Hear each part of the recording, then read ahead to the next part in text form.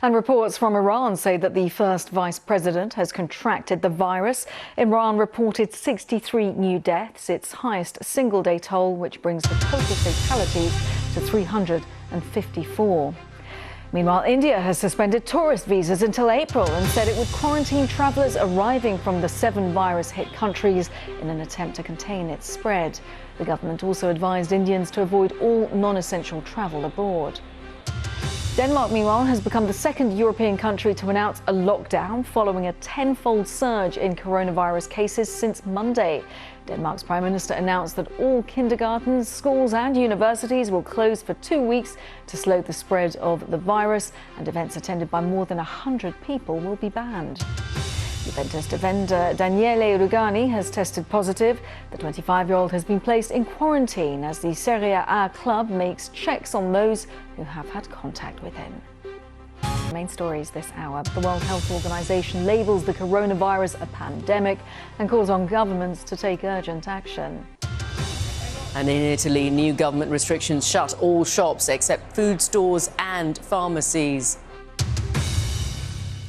And it's time now to take a look at some of the front pages from around the world, which unsurprisingly are dominated by stories about the coronavirus. We can start with the Japan Times there, and it notes that events to commemorate the 2011 tsunami and earthquake, which killed more than 15,000 people, have actually had to be scaled down because of the spread of the virus. A state-sponsored memorial that had been held every year in Tokyo since 2012 was cancelled for the first time ever. You've got the New York Times there, and it focuses on the Shincheonji Church of Jesus in South Korea, which was at the centre of the outbreak there. It says more than 1.2 million citizens have called for it to be disbanded.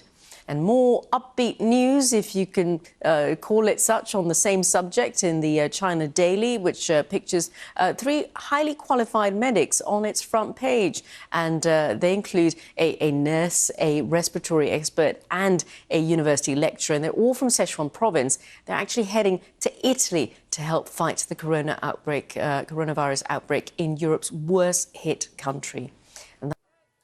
The American actor Tom Hanks has tweeted to announce that he and his wife, the actress Rita Wilson, have both tested positive for coronavirus. Mr. Hanks said they were tested in Australia, where he's working on a film, after they felt tired with slight fevers.